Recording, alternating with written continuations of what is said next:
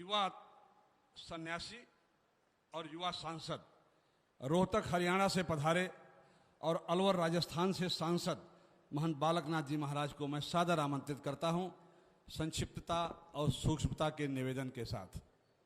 बोलिए महायोगी गुरु गोरक्षनाथ जी महाराज की।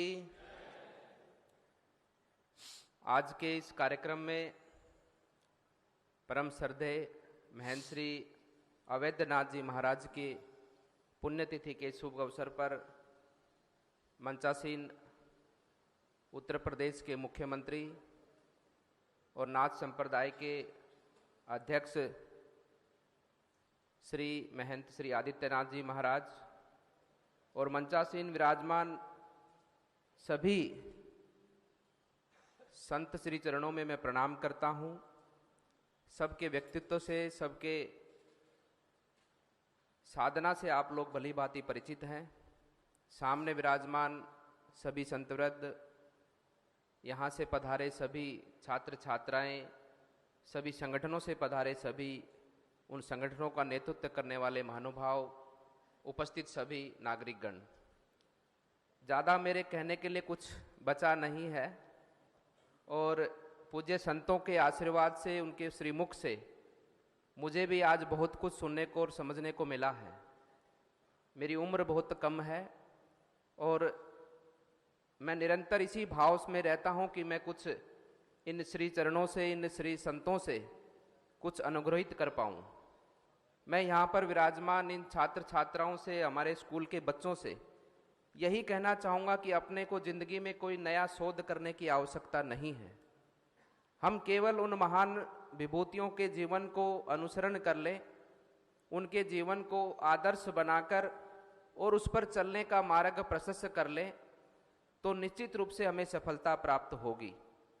उन्होंने अपना जीवन और जीवन का सार, इस जीवन के अंदर जो मूल तत्व या मूल अर्थ भगवान श्री कृष्ण ने गीता में कहा है कि इस जीवन के अंदर जो हमें ये मनुष्य योनि जो भगवान ने हमें दी है, हमें कोई जीव जंतु नहीं बनाया, हमें मनुष्य योनि के अंदर उन्होंने जन्म दिया है। उसका एक विशेष कारण है, उसका विशेष एक कर्तव्य है।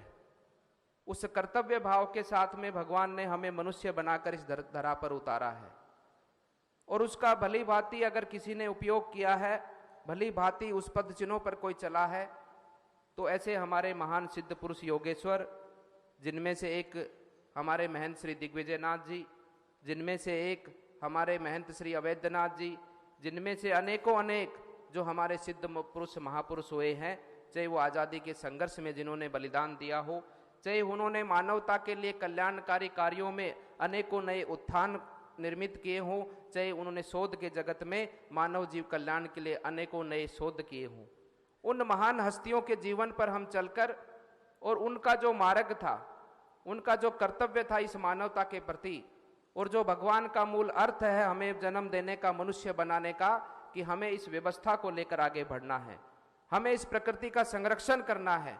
इस प्रकृति को संरक्षित करते हुए जैसे मुझे मिली थी उसे और भी अच्छा बनाकर आने वाली पीढ़ी को देना है। इसीलिए भगवान श्री कृष्ण ने गीता में कहा है कि हमें हर समय कर्तव्य का पालन करना है, हमें धर्म की स्थापना करनी है।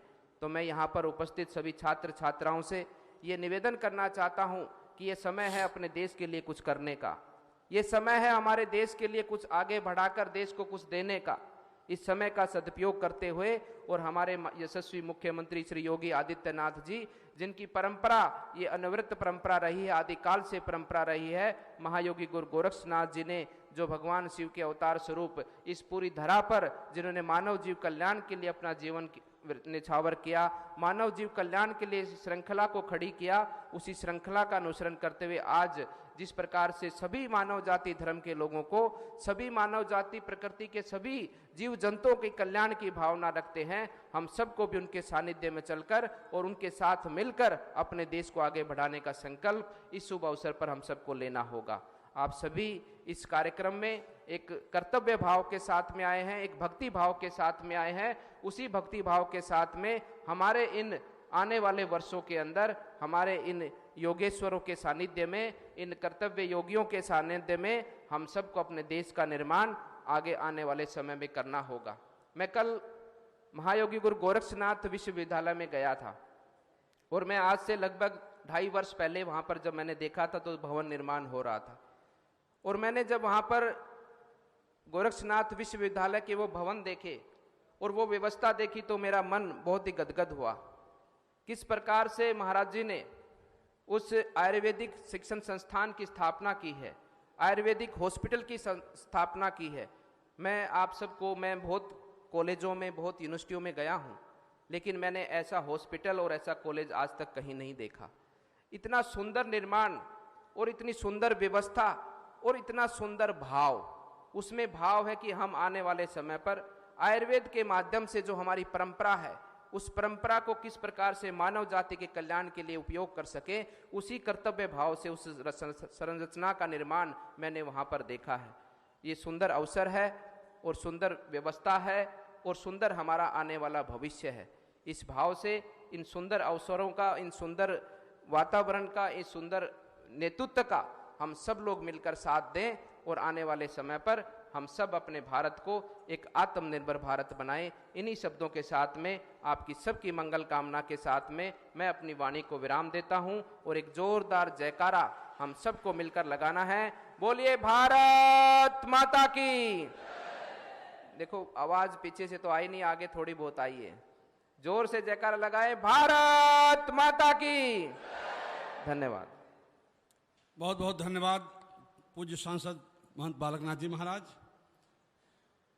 आपको गोरखनाथ विश्वविद्यालय जैसा देखने को मिला। आने